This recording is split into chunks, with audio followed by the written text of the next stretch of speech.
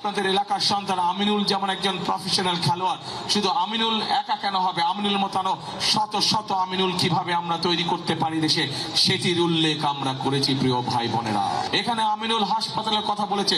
সমগ্র বাংলাদেশের জেলা, উপজেলা, গ্রাম পর্যায়ে মানুষের স্বাস্থ্য সুবিধা নিশ্চিত করার সুবিধা জনগণ সেদিন 12 তারিখে তাদের সেই অধিকার প্রয়োগ করবে।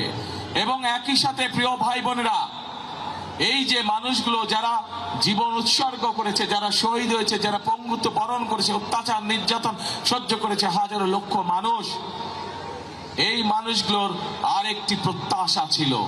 এই যে এখানে আজকে ধানের শীষের প্রার্থী আমিনুল একটু আগে আপনাদের এলাকার যে সমস্যা বলে গেল, এরকম সমস্যা এই এলাকায় ঢাকা 16-তে যেমন আছে, ঢাকা মহানগরীতে যেমন আছে, সমগ্র বাংলাদেশের মানুষের বিভিন্ন সমস্যা আছে।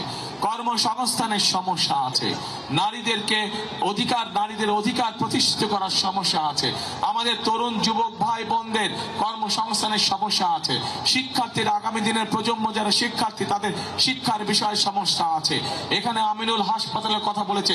সমগ্র বাংলাদেশের জেলা, উপজেলা, গ্রাম পর্যায়ে মানুষের স্বাস্থ্য সুবিধা নিশ্চিত করার সুবিধা আছে। অর্থাৎ এক কথায় আমরা দেখেছি গত 16 বছরে কিভাবে মেগা প্রজেক্ট হয়েছে, কিন্তু মানুষের ভাগ্যের মেগা পরিবর্তন হয়নি, বরং আমরা দেখেছি মেগা প্রজেক্টের নামে মেগা দুর্নীতি হয়েছে। আপনাদের এলাকার সন্তান আমিনুল যেমন একজন প্রফেশনাল খেলোয়াড়, শুধু আমিনুল একা কেন হবে, আমিনুল মতানো শত শত আমিনুল কিভাবে আমরা তৈরি করতে পারি দেশে, সেটির উল্লেখ আমরা করেছি। প্রিয় ভাই বোনেরা, এখন প্রিয় ভাই বোনেরা, আমাদের সামনে একটি বিশাল বড় কাজ আছে।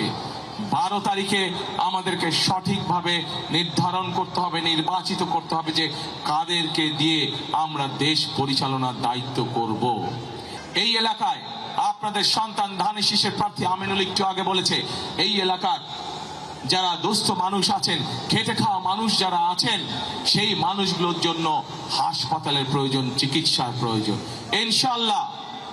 ইনশাল্লাহ আজকে আপনাদের সামনে এতটুকু আমি বলে যেতে চাই, আমাদের যেরকম সারা বাংলাদেশের মানুষকে চিকিৎসা দেওয়ার, ঘরে ঘরে চিকিৎসা সুবিধা, বিশেষ করে মা বোনদের জন্য চিকিৎসা পৌঁছে দেওয়ার জন্য যেরকম একটি পরিকল্পনা রয়েছে হেলথ কেয়ার নিযুক্ত করার মাধ্যমে, ঠিক একইভাবে আজকে আমিনুল তার এলাকার মানুষের চিকিৎসার জন্য যেই হাসপাতালের কথা বলেছে, ইনশাল্লাহ বিএনপি সরকার গঠন করলে আমরা সেই হাসপাতাল এখানে তৈরি করব, যাতে করে এই এলাকার মানুষ দূরে যেতে না হয়, তার নিজের এলাকার মধ্যে যাতে করে তারা চিকিৎসা সুবিধা পেতে পারে। এই এলাকায় জলবদ্ধতা একটি সমস্যা আছে।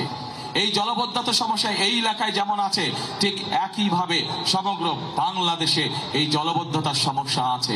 এবং সেই জলবদ্ধতা সমস্যার কারণে কৃষকরা যেরকম তাদের ফসলের জন্য প্রয়োজনীয় পানি পায় না, একইভাবে অনেক সময় কৃষকরা তাদের চাষবাস করতে সমস্যা হয়। সেজন্য আমরা সিদ্ধান্ত গ্রহণ করেছি, শহীদ রাষ্ট্রপতি জিয়াউর রহমানের সেই বিখ্যাত খাল খনন কর্মসূচি ইনশাল্লাহ আমরা আবার শুরু করব।